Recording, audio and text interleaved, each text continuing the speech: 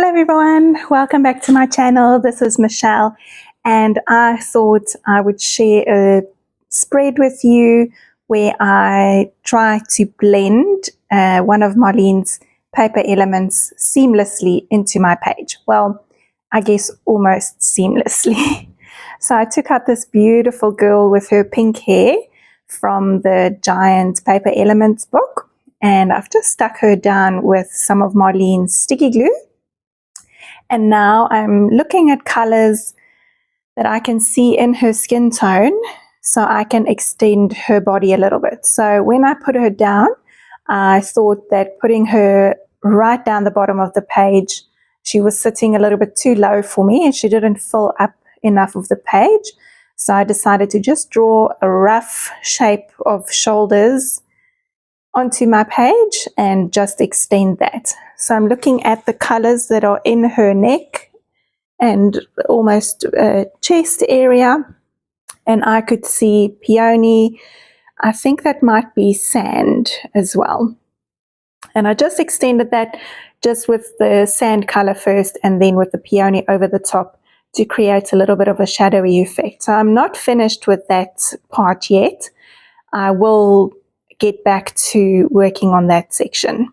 I also extended the hair with some ballet, and again I'm not done with that section yet. I will go back and refine that. So surprise, surprise, I started out with hot curry, which is orange. If you've been here for a while, you may know that I do not love orange, but I have been trying to make friends with it. If you have not been here for a while, now you know. I really do struggle with orange.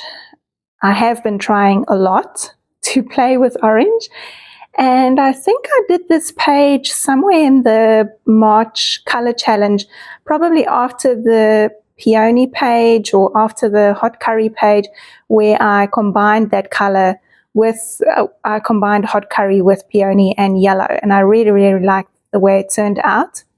Then I've also got hot pink, which is kind of a combination between pink and orange, but it's the neon color. And I've blended that with a little bit of lace paint, which is Marlene's white paint. And it gives a beautiful glowy pastel-y color. And it just sits really well with these colors. So I've just got patches of 3 of all those colors on my page randomly. I'm not worried too much about how they look or how they blend or not blend together, because I know that I'll be going in with some stenciling. So I've taken out the hexagon star stencil and I'm going to stencil over the orange patches with the yellow color. I think that might be cheesy. And now you can see things are starting to look like they are blended together a bit more. They're not quite as patchy anymore. Then I'm going to continue with the yellow and I'm going to put paint down with my finger. I put my stencil over the top and then I rub away with my wet wipe. And what I'm doing is I'm trying to kind of start in the yellow bit and then move across to the next door color. So it looks like that yellow is extended over the other colors as well. It just makes it look a little bit more blended. I didn't clean my sponge in between, and I'm picking up some azure, so it's almost greeny, but it's still bluey. And I'm just going into some of the patches with my lots of dots stencil. Okay, so I want to work on this neck area a little bit, and I could see that there were those blue circles on her neck, and I'm just trying to find a lid that kind of matches the size, and I managed to find one. And I'm just dipping that the rim of that lid into some paint, and I'm stamping that pattern across the area that I painted, but I'm also going over the circles that are already there. That way I know that the colors match perfectly. But I still had the template there that Marlene already has made.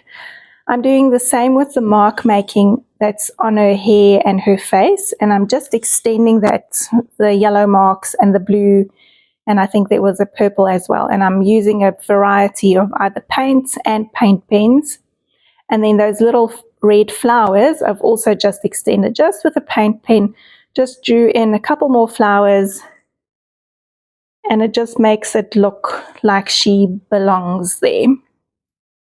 If I hadn't extended those mark makings, it probably would have looked like she was just stuck on, and I know that she was just stuck on, but I'm trying really hard to make her look not like that. I could see this kind of cross hatch pattern, lattice kind of pattern in her neck and some of the face and hair area, so I'm just stamping that in with some black archival ink. And there was also like this tally mark kind of pattern there, so that's I also just stamped that in, and then I'm going to start scribbling over the flowers. So the flowers on her hair is red with black outline, and I'm doing the same red and black outline on the ones that I've drawn, and I'm going over the ones again that were there already. There were some star stamps on her neck, and I've also just outlined them just to make them pop out a little bit more. And now I'm just going to brighten her hair again, because there's quite a lot of black going on, and I really love the black that's there, so I don't mind it. But I did feel like her hair went a little bit dull. So I've just got some of Marlene's neon pink paint, and I'm just rubbing it on with my finger and just making her hair a little bit brighter. Okay, now I'm going in with some more. This is the Boom paint, I think. I don't think it's the Hot Curry. No, I think it is. Okay, it's the Hot Curry, and I'm just adding a little bit more orange because apparently I was getting a little bit more comfortable with the orange on this day. And just adding mark makings here and there just by pressing my brush down onto my paper and seeing whatever shape it is. Okay, this is where I decided I want her to be a little bit more grungy, and I want this whole page to have a little bit more of a grungy feel. So I've got this gibberish stamp set, and I don't have it on a block, so I'm just pressing down on it here and there. So I'm not pushing the whole block down onto the page.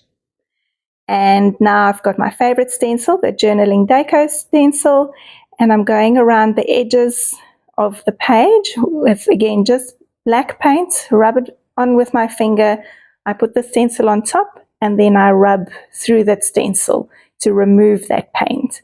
And it leaves this beautiful grungy kind of look around the whole edge. And now I'm going in with normal stenciling to fill in the rest of the gap. So it looks the same, but it's also different. And now I'm going to add a little border just by using my black paint pen all around the edges, and then I'm smudging it with my fingers.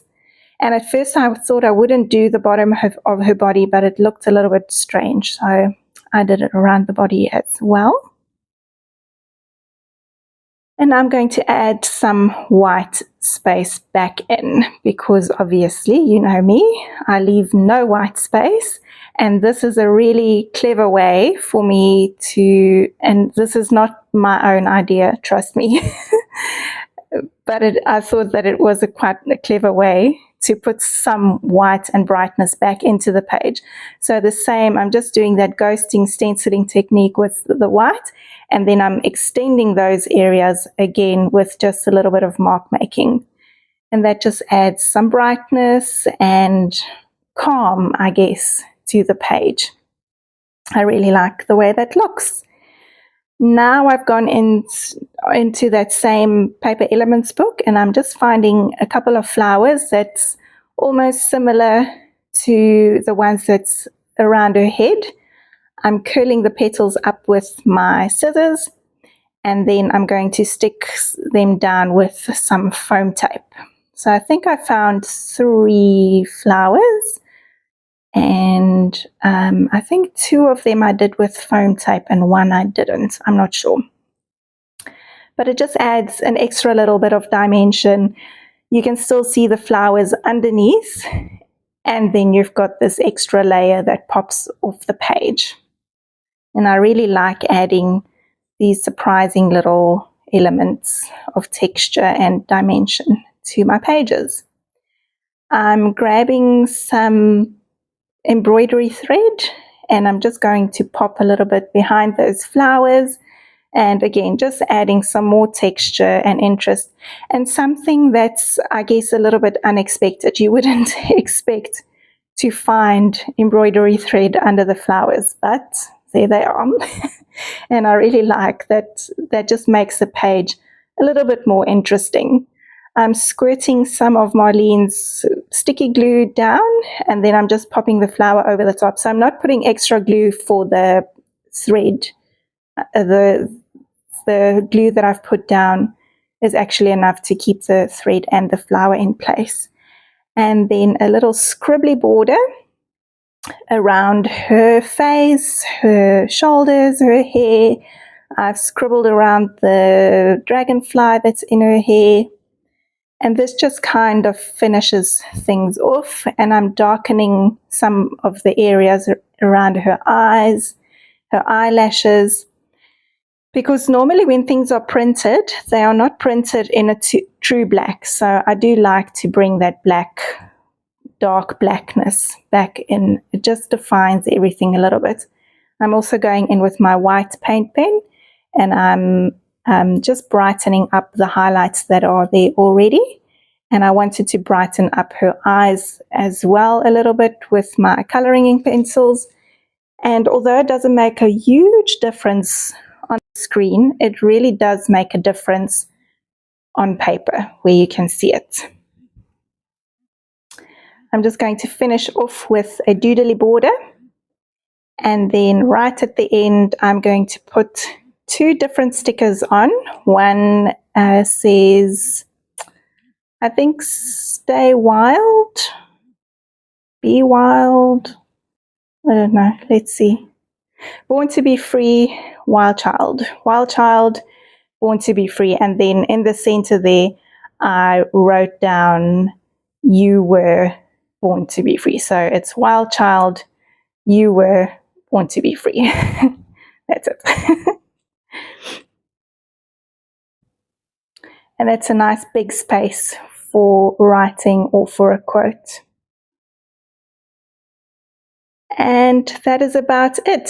Thank you so much. While I finish up the letters, I'm going to love and leave you. Thank you for being here. Please subscribe if you have not done so. Leave me a comment. I love hearing from you, and I will chat to you again very soon. Bye.